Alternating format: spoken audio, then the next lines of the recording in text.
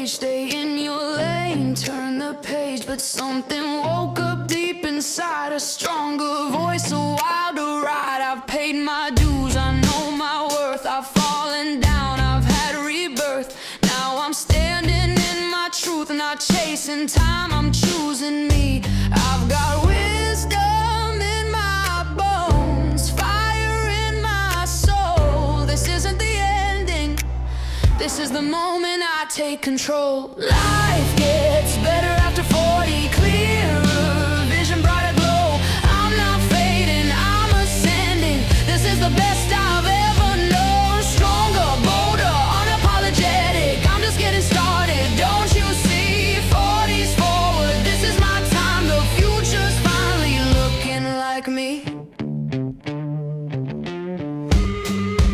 All right. All right, everybody, we have a special guest today on 40s Forward. I am really excited and honored to have Dr. Beverly Yates here with us today. She is the leading expert on reversing type 2 and prediabetes. And what I absolutely love about Beverly is her background. So she received an engineering degree at MIT and worked in Silicon Valley before going through a health scare that led her to becoming a naturopathic medicine doctor, which I also find incredibly interesting because I think it's your engineering brain that makes you brilliant in medicine. And it kind of gives you that like step up, above everybody else because the way you can see like patterns and processes. So she now has more than 30 years of clinical experiencing, helping personalize and creating enjoyable solutions for people with type 2 diabetes and pre-diabetes so that they can reverse their condition and get back to living the lives that they love. So welcome, Dr. Beverly Yates. I'm so excited to have you here with us today.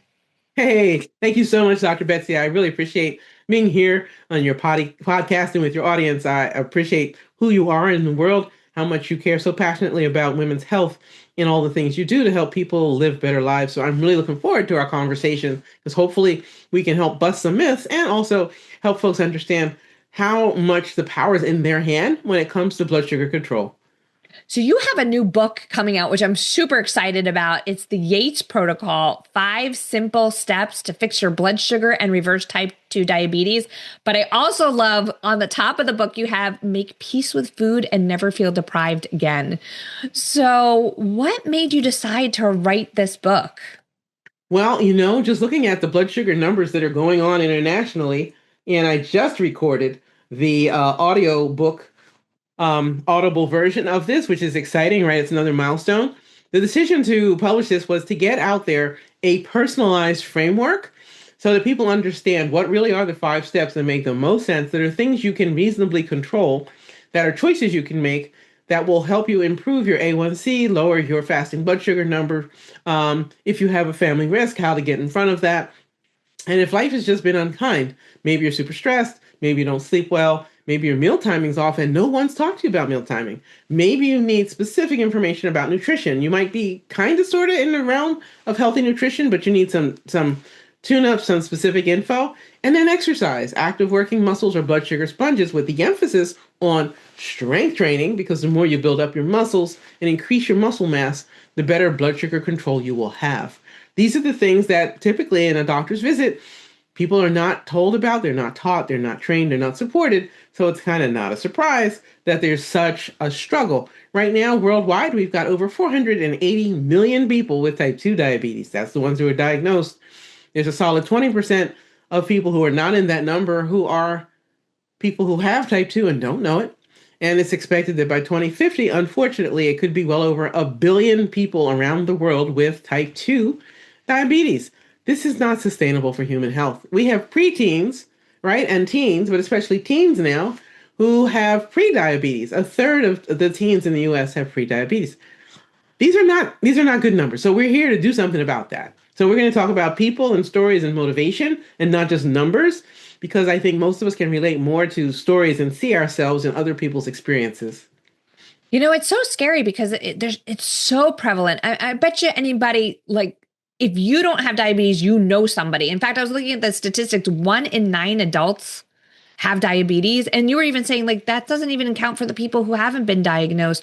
So why do you think that we're seeing this? Is it something that just there's more people, or do you think there's something really happening? That's a great question. So, as the world's population expands, yes, there are more people. However, the percent of people who have it is what's going up, not just the number of people. And so, with that percent, there's a few things that are shifting in real time. One is that many more people here in the US, as well as around the world, have a work situation where they are sitting. So, we're not as active, which is base metabolic rate kinds of activities. I'm not talking about being an Olympian, I'm just saying normal life, right? So, that's one. Another is there are all kinds of environmental factors that are affecting us now that disrupt our hormonal balance, including insulin, and displace the function of the insulin receptor. And that can be environmental toxins, whether it's diesel, herbicides, pesticides, things in the water, in the air. There's just, unfortunately, a lot of disruptors that way. Another factor is a lot of people aren't sleeping well. They may not be sleeping well because of they are in a noisy environment. Maybe it's too hot or too cold in their bedroom. Maybe they have a noisy bed partner or sleep partner. Maybe there's noise outside of their home by other people, right? Like some people live in a place where folks are racing up and down the streets in cars and make a brrr, those really loud, obnoxious sounds that pierce even double pane windows, So that's another factor. Some people are super stressed. Stress is a big player with blood sugar regulation. And that's often an explanation for why some people have such chaos with their blood sugar overnight. They go to sleep and boy, their blood sugar should, in a healthy person, reset and go to a healthy number and stay there. And healthy being defined as ideally somewhere between 70 to 99. I love to see 75 to 85, but 70 to 99. And if they don't hit that reset button every night for their blood sugar, then they go to bed maybe with a good number or a not healthy number. But the point is, when they go to sleep, it should reset. Why? You're fasting. There's no reason for your blood sugar to be elevated in the middle of the night. It should go to a healthy place. If it doesn't get there, when you wake up in the morning, it's already too high. And you start off the day in trouble. And it just goes from there, right? So I think all these factors kind of conspire and come together to cause a blood sugar crisis that is really an international phenomenon at this point. Sometimes I see patients respond with this kind of misinformation. They're like, well, I don't eat sugar, so how can I have diabetes? So I'm going to have you address that because I'm not really good at addressing that when people ask me that, because I'm like, Yeah. So friends, you don't have to be someone who sits there and eats bags of sugar every day in order to develop type 2 diabetes or prediabetes. Far from it. If you have chronic stress, if you have a severe experience of stress, if you are someone who has disordered sleep, and specifically if you have sleep apnea as one example of a sleep disorder, this means then your body is releasing an unhealthy amount of a stress hormone called cortisol. And in the presence of that much cortisol, your body thinks you're running from a tiger or a bear, or that you're going to stay and you're going to fight that tiger or that bear. In either scenario, you are releasing a lot of cortisol. Anytime there's a lot of cortisol, your body also releases glucose. It releases blood sugar. Blood sugar and glucose are the same thing. Why? You're meeting the demand, the perceived demand of a threat. So you either stay and fight the threat, or you run away, you flee from the threat. But your body's going through this incredible chemical process and your organs are getting dragged all around. Your poor pancreas is being asked to produce yet more insulin, right? Your brain is on full drive, your neurotransmitters, all sorts of things are happening because you're either chronically stressed or you're in the midst of a severe stress or you're not sleeping. And those three things can cause your blood sugar to rise, even though you might be eating healthfully and even though you might be exercising regularly, including aerobic exercise. It's really kind of crazy, but that old 1950s advice of eat less and move more in today's world is just not adequate. It was just too much going on. Wow, that is amazing. And what kind of things do you address in the book that you think that we really need? I mean, first of all, I want everybody to get the book. Just get the book. But, give us some teasers of what things we should know that you're going to find out in the book. Sure. So there's several people whose stories are highlighted in the book. And I put them there on purpose because I want it to be relatable and understandable. So one is the journey of a woman named Sandra. She started off years ago with prediabetes. And when she came to see me, she was diagnosed with type 2 diabetes. And she was like, Dr. Yates, when you take that little pre off, ouch, right? She went from prediabetes to type 2 diabetes. And that got her attention. And in her case, her work situation had become completely unworkable. She was doing the work of 3 or 4 employees. The staff had shrunk, people around her were getting laid off, and so she was doing the job of 3 or 4 other colleagues who were no longer there. And that was where her health broke. For her, some of the immediacy and urgency of deciding to do something about this and to take action was she had had the chance to see in her family her aunt, her mother, her grandmother have severe consequences from type 2 diabetes. And she was like, no, thank you. I do not want that for myself. What do I need to do to get out of blood sugar danger? And so that's one of the people that's highlighted in the book. Her things were her sleep was being disrupted. As we went through the original intake process, it was clear that sleep was the problem. She was already on her journey to eating healthier foods. We introduced CGMs, continuous glucose monitors, so she could see her own health data, which gave her even more insights about what was working for her and what wasn't. She had some things she'd taken out of her nutrition thinking that they were unhealthy for her blood sugar. It turned out she was fine. It was okay. So she was able to actually increase the kinds of foods that she could eat. A lot of people, I think, are afraid that they're going to be very restricted. And one of the nice things about the Yates protocol, because this is the result of over 30 clinical years of work with actual human beings, the personalized element is discovering what is kindest to your body, your blood sugar, your moods, what keeps you from being hangry, what lets you feel full and satisfied so that you don't overeat and you have portion control. These things can happen naturally, but you will need a plan and a way to notice how you're responding to what you eat, how you eat it, who's around you, all of those things. It actually is quite doable. It's not overwhelming at all. And here's the good news. Of the 5 steps, usually for most people, it's 2 or maybe 3 they really need to focus on. It's not all 5. I have not met anyone yet who needs to pay serious attention to all 5 at the same time. It's not overwhelming. And people find that they get excited as they start to get progress and it just pulls them forward and they want to do more in terms of their own self-care. Remember, self-care is not selfish. That is great. And you know what? I love the fact that you're bringing up like how our bodies are different in that we respond to things like, for example, I put on a continuous glucose monitor not too long ago because I was like, I want to figure out why I'm not losing weight. And maybe it's something I'm eating.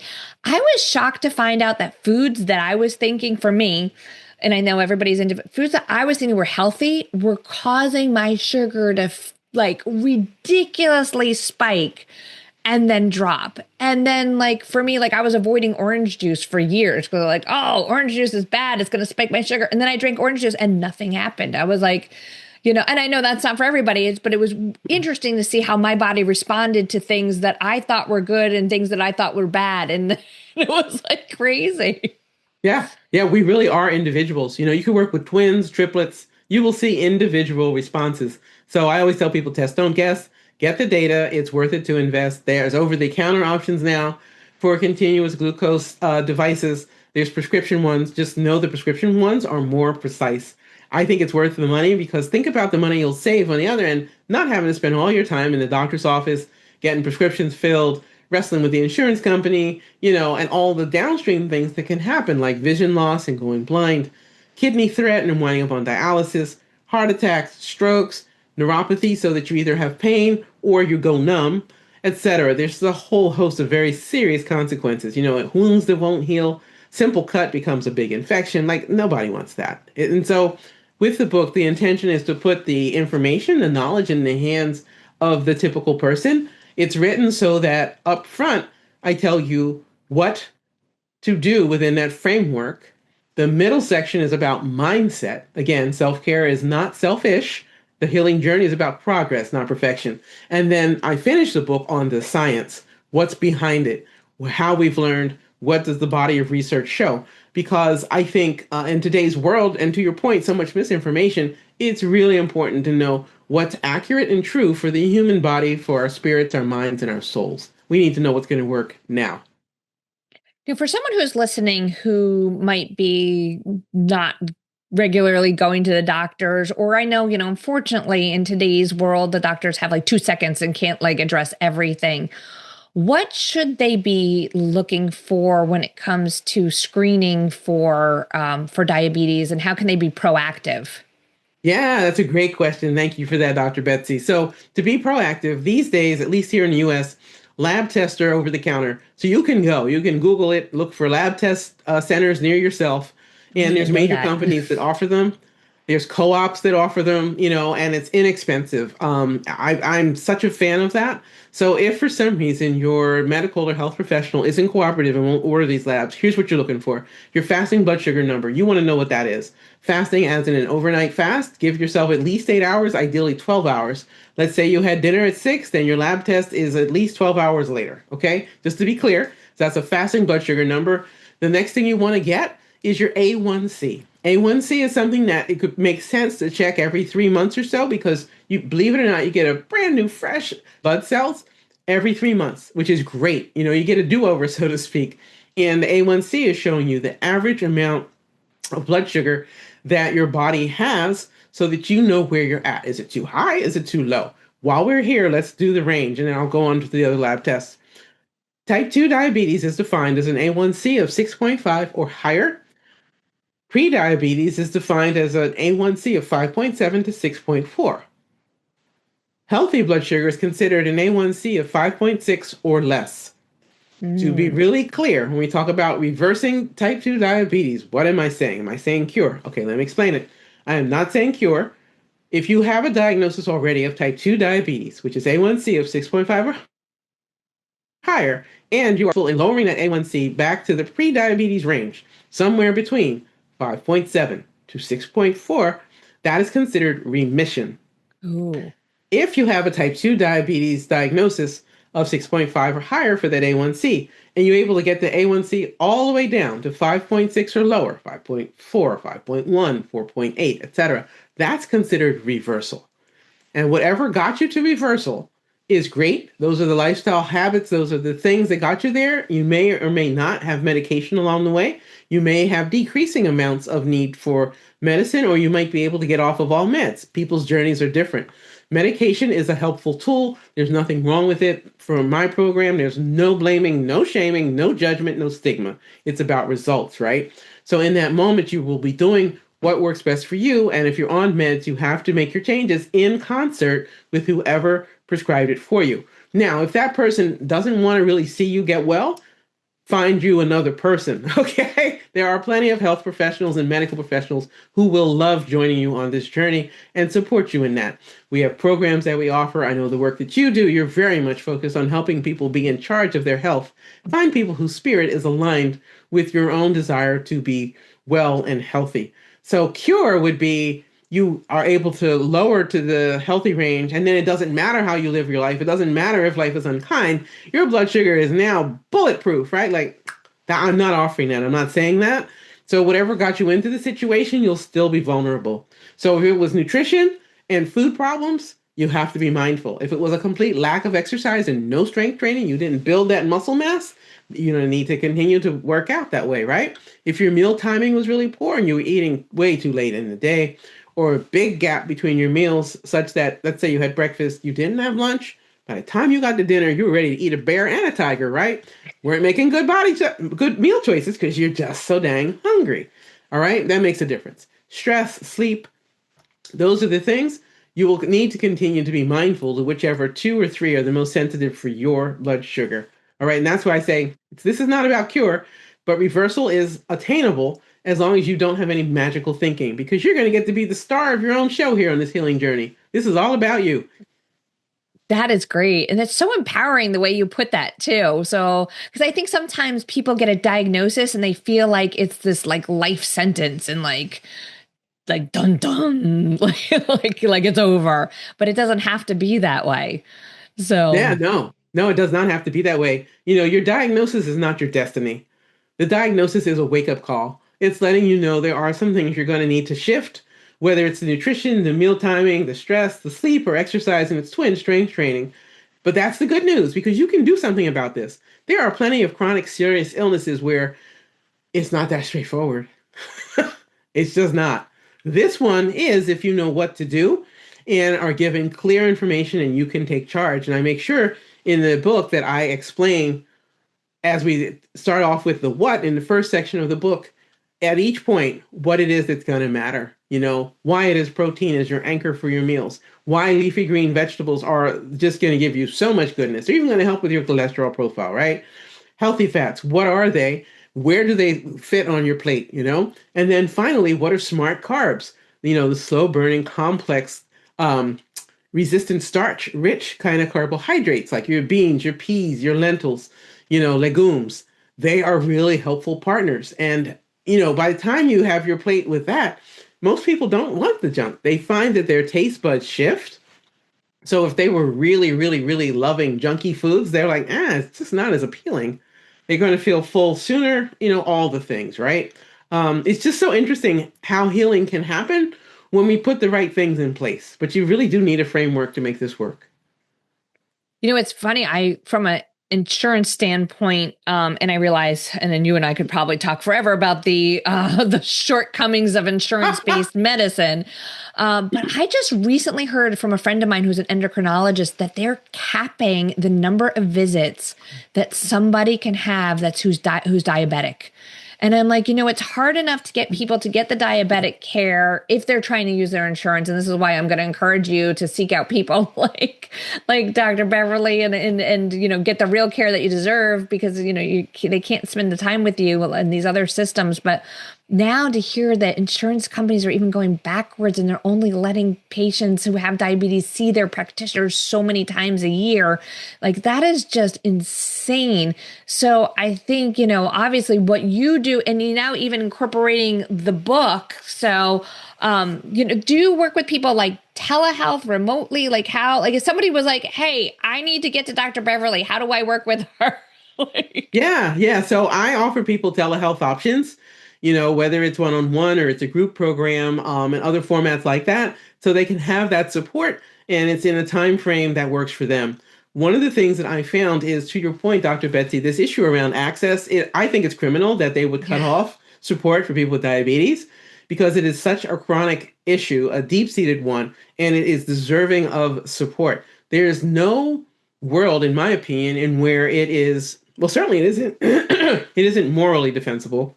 But I realize they're in business. It's not about morals or ethics. So just thinking about it from the point of view of the money aspect of insurance system, it would be better if they were to invest on people being well, because frankly, in the long term, that's cheap. That's cheaper, way cheaper than the heart attacks, the strokes, the dialysis, the infections, the gangrene and amputations, the loss of vision and going blind. Those are expensive issues, very expensive. And I just don't understand how this works. Like I acknowledge I don't have an MBA, but wow, come on, guys, this is crazy. I know. I was shocked when I heard that. I couldn't believe it. I was like, "Oh my God, that is absolutely horrible!" Like, of all of the groups, of people that probably need regular care, it's going to be, the diabetics as a large group of people. Like, why would they prevent them from getting that access? So. This is why I encourage people, you really have to be your own health advocate and seek out your own care. So you do. Yeah. You do. Yeah. You're going to have to be your own hero here. And you don't have to go it alone. There are resources that are available. And there are certainly health professionals, medical professionals ready to assist, who really will cheer you on and want to see you well, rather than look at you like, welcome to the club. As one person I worked with said, this is not a club I want to be in, And so you just have to think about, what's the spirit of the person you're seeing to help you? Are they trying to trap you and keep you stuck? Or are they really trying to help free you? Because it is possible. Yeah. And with the Yates protocol, what other things, well, how about this? What is something I haven't asked you that you really want people to know about diabetes? That there's always hope. And that in that, it doesn't have to be impractical or unrealistic. One of the most inspirational stories I've ever been a part of in terms of just a healing journey was a woman I worked with who's named Pam. And she had type 2 diabetes for over 25 years when she sought out my help. And in that journey, some of the good news for her was that her sleep problems had been resolved. And so she was stable for sleep. So that was good. So that's one of the 5, remember, steps of the protocol. And the thing was for her was that she was just super tired. And despite her medication, she had been on Mounjaro for years and other meds, her A1C was pegged. It was just plateaued at 7.5. It hadn't gotten better despite the GLP-1 med, which is just really interesting, right? That can happen. So what we started with was working on her energy. She was super fatigued. And so I put her on a particular supplement protocol that really helped boost her energy. No, it wasn't caffeine. The thing I've noticed about the tiredness or fatigue that people with diabetes experience and how they express it, basically, I'll sum it up like this: wants to, but can't. And in her case, she wanted to get back to the gym, hire a personal trainer, and get to work. And I got her convinced that, hey, strength training would be the thing to really accelerate her healing. So after a few weeks with the supplements for her, she had a quick response. For some people, this is months. Her, it was a few weeks. And she got it literally up off the couch, out of the chair, went back to the gym, started strength training. Now, as she got more energy and just felt better about herself and her daily choices, she was becoming more reflective and just looking at what she was doing. And she then began to realize that nutrition was the next thing she was going to need to pay attention to. And in her case, she just decided to get rid of all the junk foods, all the comfort foods, because she realized it was a complete contradiction. She's like, okay, my sleep is good. I'm working on exercise, specifically with a strength training focus. That's going well. I've gotten my energy back. And I think that with the physical energy comes the mental energy, the spiritual energy, to really have that deeper level of reflection and realize my nutrition is trash. This is not good. I got to fix it, right? So she stepped up and literally she told me she went from, and these are her words, craving crapola to craving three bean salad. I love that. I Right? love that. Yeah. So I just want to tell people, please give yourself some grace. It takes time to change your taste buds and food preferences. If you really like junky stuff now, understand that food scientists have been paid really well to help train your tongue to like the junk. It overly excites the brain. There's a whole number of things that go on. So here's the good news, friends. Every 10 to 14 days, we get brand new set of taste buds, which means literally you have the opportunity after about 2 weeks for the brain to get rewired around what it likes. So give yourself a full month to make that transition. Sometimes food swaps are a big part of that. Somebody who likes chips, potato chips, corn chips, a swap could be maybe it's going to be cucumber slices, maybe dipped in a little salsa. Maybe you put some spices on you enjoy, like cumin or cilantro, turmeric, ginger, whatever is appealing to you, right? And enjoy that. Another idea for the food swaps is to have like roasted chickpeas. Around the world, some parts of the world, that's a snack you buy from a street vendor. And if you're going to buy roasted chickpeas that you didn't make yourself, please read the bag, read the label. Sometimes they've got bizarre things in them. So if you can't easily spell and pronounce the ingredient list, put it down. You want to see chickpeas are in the bag, maybe a little bit of oil, maybe a little bit of salt. That's it. It shouldn't be complicated, right? Ooh, I'm seeing another book in your future. I think you need the Yates Protocol cookbook next. That's so interesting you talk about that because the book has recipes in it and two meal plans: a meal plan for people who are plant-based eaters and a meal plan for people who are omnivores.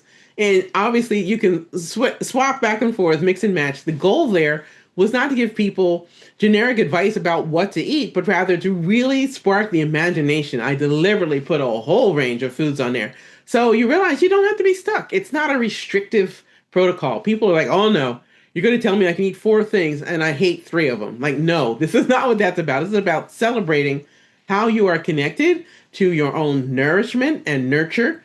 Your cultural foods, we can probably find a way to make them as healthy as possible. So whatever your frame of reference is, I have purposely designed this so it's inviting and doable. It's sustainable. There's nothing here that's so extreme. You could do it for 2 weeks, get some results, and then you'll never do it again because it was too hard and you rebound and yo-yo back to something bad. That is great. I'm so excited to get this book and take a look through it. And in the covers, we were talking beforehand. The cover is really pretty. I don't know what it is about the colors, but I'm loving the colors of it. So whoever designed it did a great job. Yeah, when they first showed it to me, the publisher, I was like, wow, look at this. It's really pretty. It just popped, and it's like, okay. Yeah. So Hats off to the designer. You must be so excited about this and getting your message out in the world and making a change in people's lives. Yeah, I am. Where can people find the book and then find you? Sure. So you can go to my website, which is DR, like the abbreviation for doctor. So DRBeverlyYates.com. And you can go right to the website to get the book there. Click the link and we'd be happy to have you.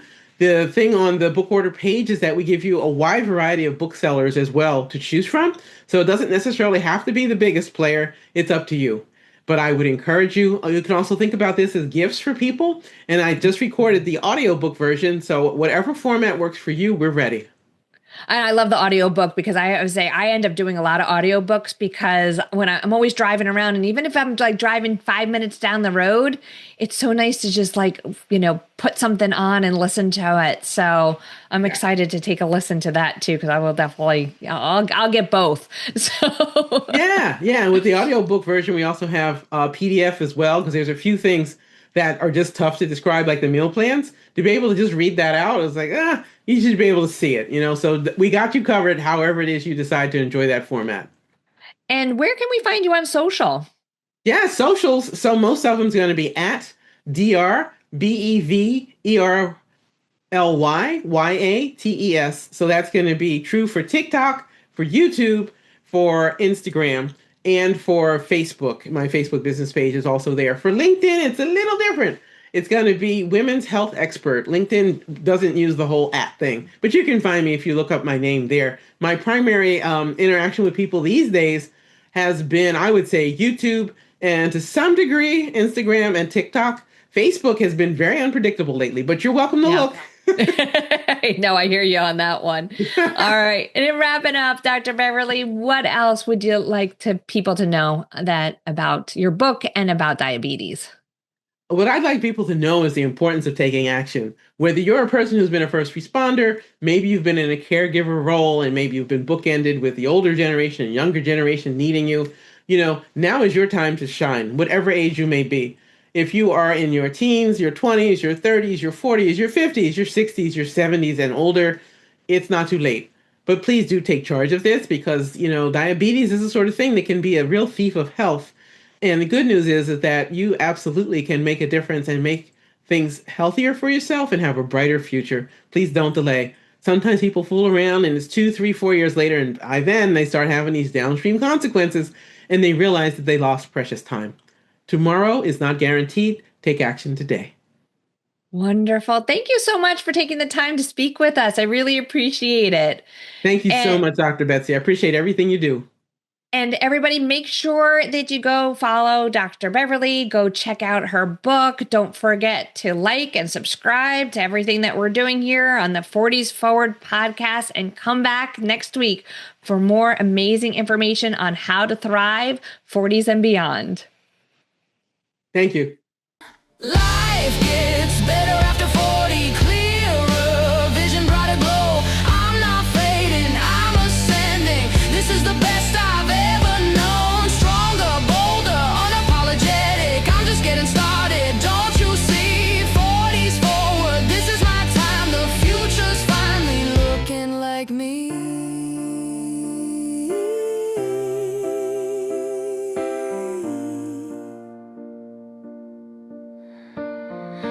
We got wisdom, we got fire, we got nothing left to prove. This is power, this is freedom, this is living fully you. Life gets better after 40, this is where I rise and shine.